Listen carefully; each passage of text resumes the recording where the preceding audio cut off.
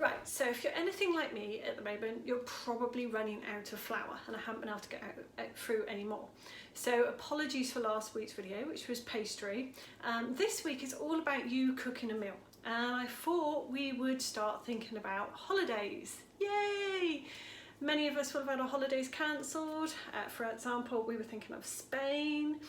It's a lovely postcard from my daughter who went to Malaga not long ago. So thinking Spain, I thought that we might do a paella. This will need a pan and several ingredients, but it would be a really nice meal for you to cook for the family.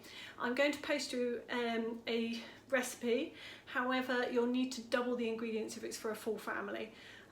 So I'm doubling all the ingredients to make for a family of 4. Okay, so first of all, the ingredients, what do you need? So we have 2 chicken breasts and chorizo, which is Spanish sausage. I'm just adding this in as an extra. You don't have to just stick the chicken. I'm also going to try and add in a few mussels into mine. Not a favourite with my family, so I'm only going to put a few in. And then I'm going to cook the rest separately for myself because I'm the only one who likes them. Then the other ingredients that go into bulk it out are peas. They're always a favourite in a paella. Onion and peppers. Our main ingredients are rice and then the meats, essentially. So rice is one of the main things I'm going to use. You can use paella rice and it does make it easier if you do, but I'm going to show you the normal rice just because I know that some ingredients are difficult to get hold of at the moment. And then our main spices. For a paella, we use a turmeric. That's what makes it that yellowy colour. And then twice as much turmeric to paprika, generally, and a little bit of thyme. And last but not least, of our main ingredients will be our tin of tomatoes. So they will add some water and some stock to it. But we will also add our own stock, to which I'm just using a stock cube, and I will boil some water and dissolve the stock cube in the water, and I'll show you that when I get to that stage. So first of all, I'm going to show you chopping the vegetables. So first thing, when chopping an onion, I'm using a wooden board for my vegetables and a vegetable knife to cut them. When chopping an onion, always cut from the top through to the hairy bottom. Okay, so we're cutting bridge technique, so through from the top of the onion right the way through down to the bottom. You see I'm pushing it down towards the board and the knife's going down towards the board as well. Okay, that then gives me my flat side of onion to cut. You want to take off all the dry skin layers, so you want to go back until you have a nice shiny surface for your onion.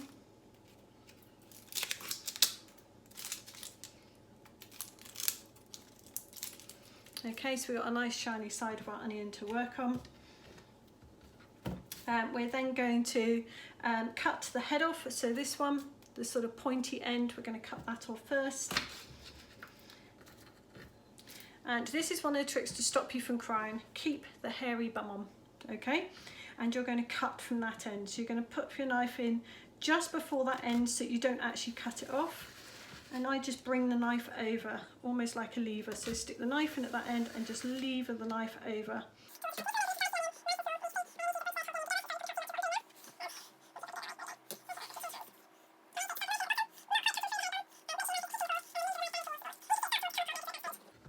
All right, and then we're just going to cut off the ends so we get like nice little diced pieces ready to go into our paella.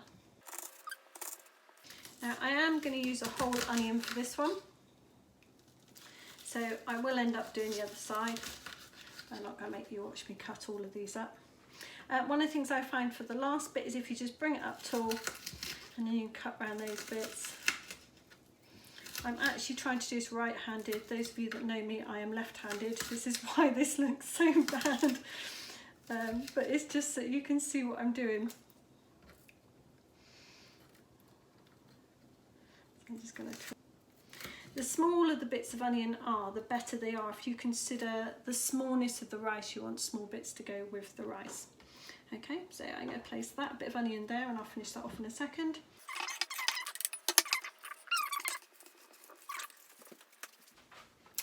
Right, and then the next one is the pepper. Now, key trick with a pepper when cutting a pepper up is to chop the pepper in half to start off with. Now, one of the bits that you want to get rid of with the pepper are these seeds, because they're what we can break our teeth on.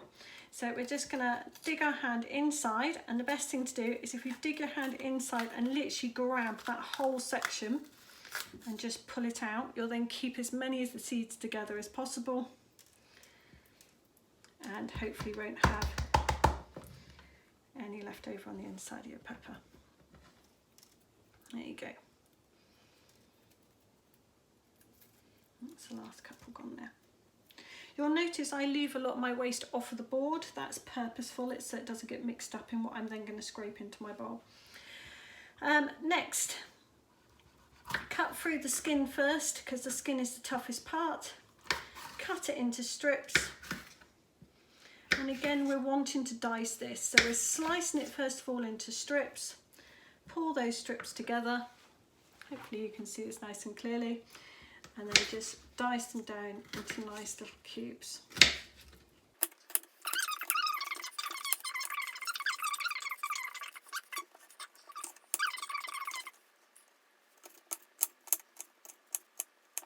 Okay, so again, just making sure we got those nice little dice pieces. I am no professional when it comes to chopping, so my skills are no better than yours. I just know the way I do it. I missed the bowl bit, a couple there. And just double check for any of those seeds, because like I said, you don't really want those seeds in your cooking where possible. So we move on to the meats.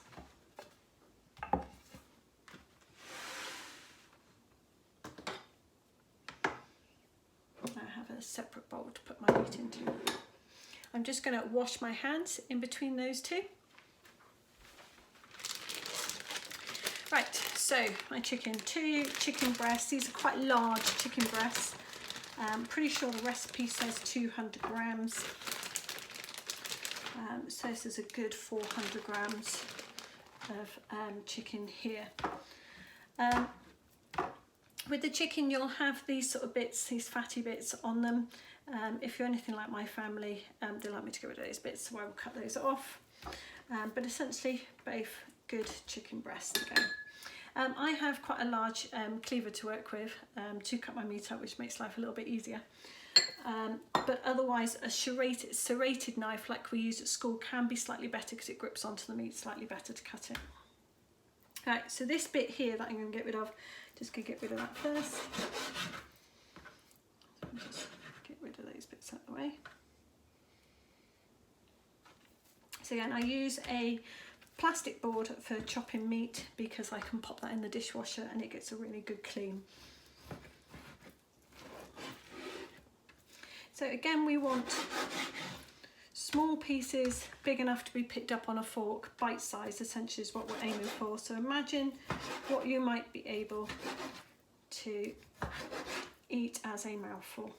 Okay, so that's probably about as big as you want to go.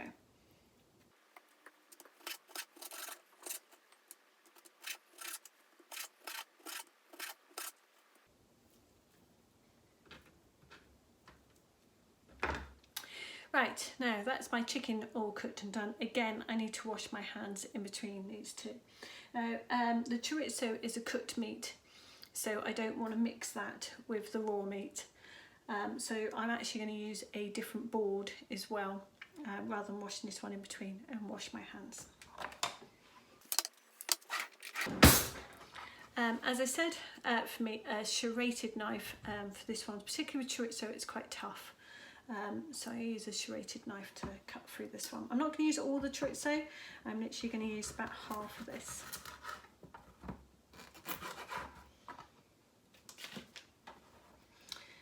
Okay, now chorizo does have a skin on it. If you wish to pull that off, you can do. But because I'm cooking this, it's not quite so bad, so I'm just going to chop it up as it is. If you don't have multiple chopping boards, it's not a problem, just wash your chopping board in between.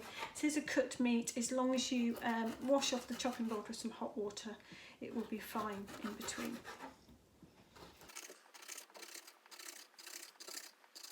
Now I find this is still a bit big as a mouthful, so I'm going to cut these in half.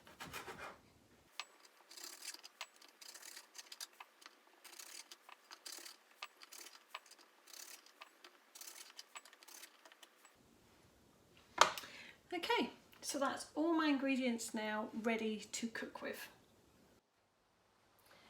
Right, okay, so actually cooking our paella. The first thing I'm going to do is I'm going to prepare my stock, okay? So I want 200 ml of water, and all I've done is boiled a kettle for this in a jug. So I've got that ready, but as I said, I'm going to double the recipe. I'm actually not going to go up to 400, I'm only going to do 300, believe it or not, and that's because I'm going to use the tomato juice, and I can always add a bit more water later. And then we add in the stock cube, and that will give that time. If I do that now, I don't need it till later, but that will give that time to dissolve, ready for me to use later. It will need crumbling, and it will need a bit of a stir as well. Okay, so that's my stock cube in the bottom, 300 ml of stock, and just stir it until you can see it's dissolved. And I'm just going to leave that then ready to use later and to add to my dish later. Right, so we're cooking using a frying pan, a large frying pan, particularly for this one, and quite a deep one. You could use a wok if you have a wok, and that would work quite well as well. Preferably something that has a lid, but if you haven't got a lid, it's not a problem. Next we're going to work on a medium heat, so I'm actually going to work on this back heat here. So for mine, I can just use the ignition to turn the gas on. So nice medium heat, and have our pan nicely rested there. I'm going to add in a tablespoon or two of oil. If you judge that, that's just a nice sort of amount that will cover the bottom of your pan essentially. So you can see there, it's a reasonable amount which will cover most of the bottom of the pan.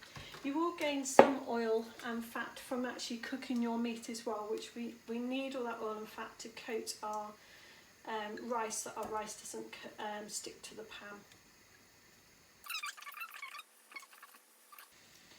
The first thing you want to do when you put your chicken in is you want your chicken to be what we call sealed. So you're looking for the chicken to change colour. So from this raw colour, so that it looks white almost. So you'll be more familiar with the colour of cooked chicken as such. And you can start hearing that sizzle now. So you can start hearing that coming together. So at this point I need to be quite aware that the fat in this pan is now actually quite warm.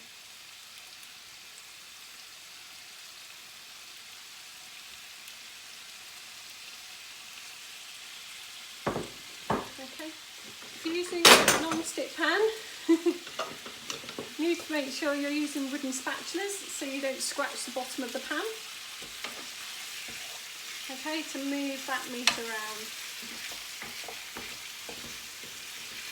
It starts to stick, make sure you get underneath it, and then make sure it's covered in oil.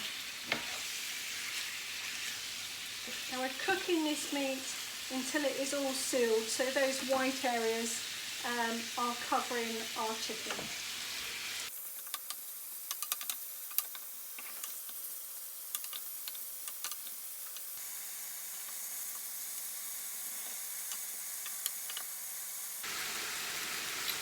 Right, so you know your chicken's ready when it all looks white, but another way of checking is you should be able to cut through it with a wooden spatula or spoon. That's a good way of sort of knowing whether your chicken is ready really for you to start cooking. Some of these I've made quite large, so actually gives me an opportunity to cut some of them down a bit as well. But it's a good way of just checking that you've cooked it enough before you start adding in your other ingredients. Some people, just to bring up at this point, some people do put the onion in first, and it's a good idea sometimes to put the onion in first because that will add more flavour to your meat. but this is going to sit in a stock for a little while when we've finished adding all our ingredients anyway, so it will get all of those flavors. But that is the next thing that goes in. So onion is our next ingredient to add to our chicken.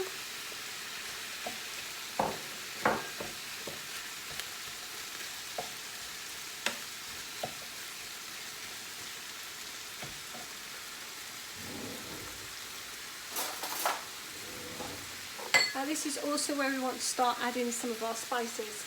So we have our turmeric, which we're going to add 2 tablespoons for.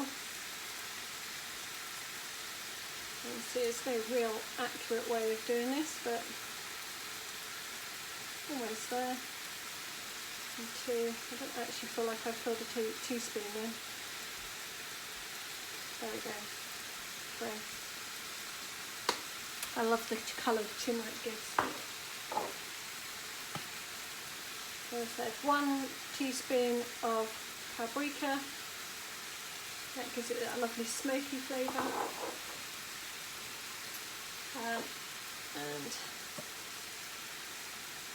teaspoon of thyme. Okay. So that's all our spices and key flavours in, and our onion in. So we just want to make sure, and you can see immediately that chicken starts to go yellow from the turmeric.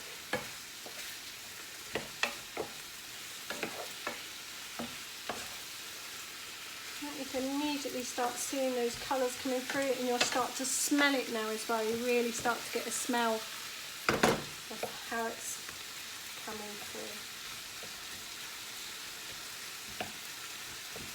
Okay, at this point you might want to add some other seasonings, so you could add a bit of salt and pepper.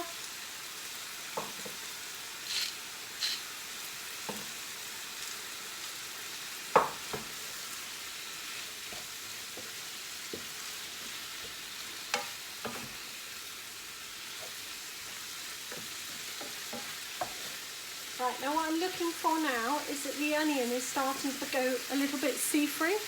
Okay, so once you can see the onion starting to become a little see-through, then you know you're ready to start adding your final ingredients. Okay, so I'm going to add in my peas.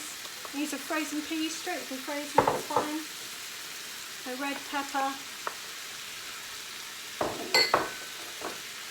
And my chorizo. And you see already it's becoming quite a full pan. This is where actually a wok sometimes can be a little bit more beneficial, because it will take a lot more, if you've got a good large wok, that is. It won't fall over the sides quite so badly.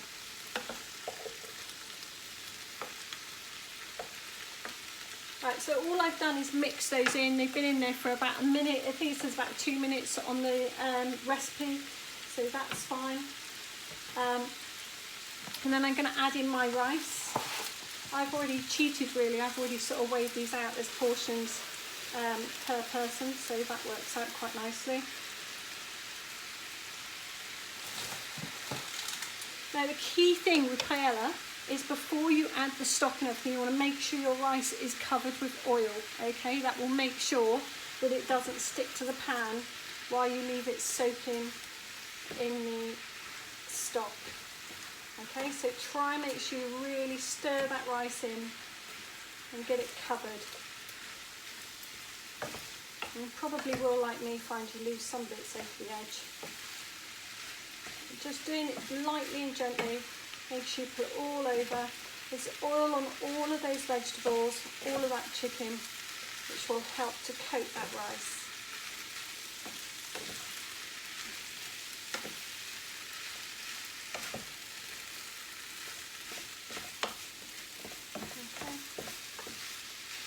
And this way you'll ensure, as I say, that it doesn't stick.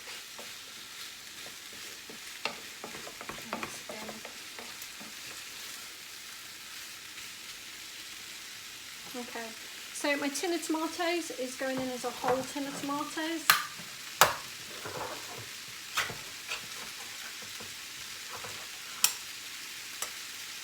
So literally just pour the tomatoes straight in.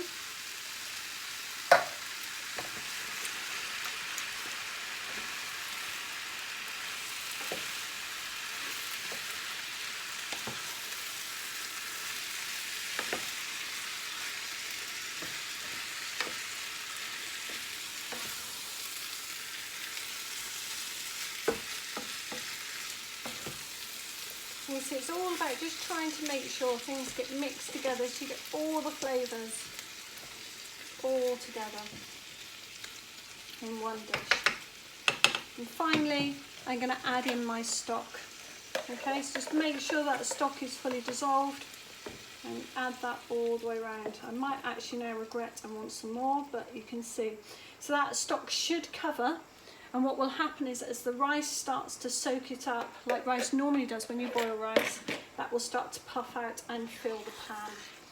Okay, so I'm just going to give it a little bit of a stir and make sure it sinks down.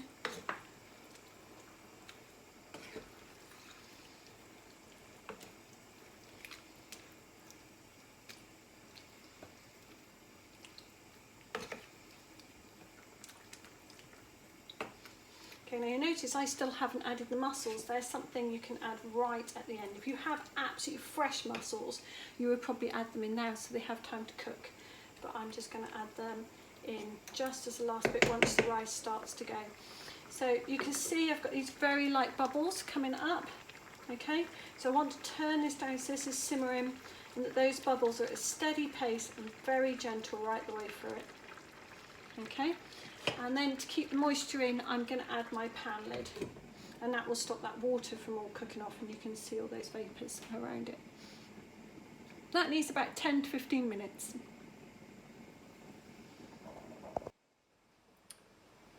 Right, okay, so I've been stirring this occasionally for about the last 10 minutes, and you can now start to see that the rice is starting to puff up. Okay, so I'm starting to actually get rice that looks like cooked rice. And that's what I'm aiming for. So what I'm going to do now is I'm going to put a couple of my mussels in, and I'm just going to leave it open now. I'm not actually going to, because with a paella the key thing is you're not supposed to stir it, but often I do find it sticks if I don't stir it, so I do give it a good check and I go around every now and again. But just these last few minutes, I'm now going to pop in my mussels. So if your mussels are closed, this is a really good way. You're supposed to pop them in so that they face up, and then they will actually open while cooking. If you do that for the full 15 minutes, they cook really well like that.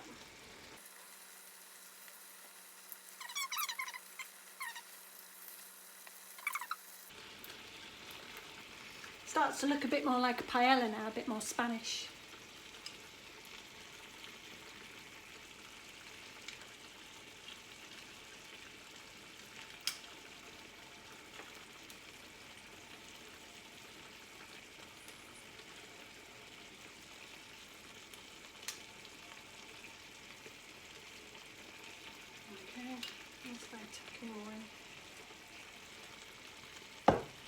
There we go. Right, I'm just going to bring this a bit closer so you can actually see how effective it looks, because I'm quite pleased with myself. Don't know if you can see that, all the mussels on top. Yay! And I'm just going to leave that, as I said, for about another 5 minutes just to simmer there. Let that rice fully cook through. I might even add, and we'll just add a little bit more water to it. I have always got a boiled kettle ready to go. So I'm just going to add a little bit of water just so it doesn't stick. There you go, and don't be afraid to do that. If you need to add a bit more water because your rice is sticking or anything like that, you can do. Just add a little bit more and it will cook through. It's one of those things that when we cook it at school, I quite often send you guys home and sort of say, look, all you got to do is pop it in the pan, add a bit more water to it to heat it up. So it's a really good one in that respect if you cook it earlier in the day or something like that. Okay, so I'm going to leave that for 5 minutes. Right, so this is my paella done. I can tell that because my rice is just starting to stick to the pan, but you can also see it's nicely cooked all the way through. Now, I hear you ask, what do I do with the lemon, miss? Right, well, we're going to chop the lemon up into quarters, and it gets served on the side really so that people can add it to it. It's not the prettiest dish in the world, so if anything, it does make our dish look just a little bit nicer once it's been served up.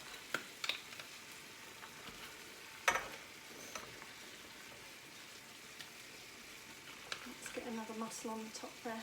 There we go.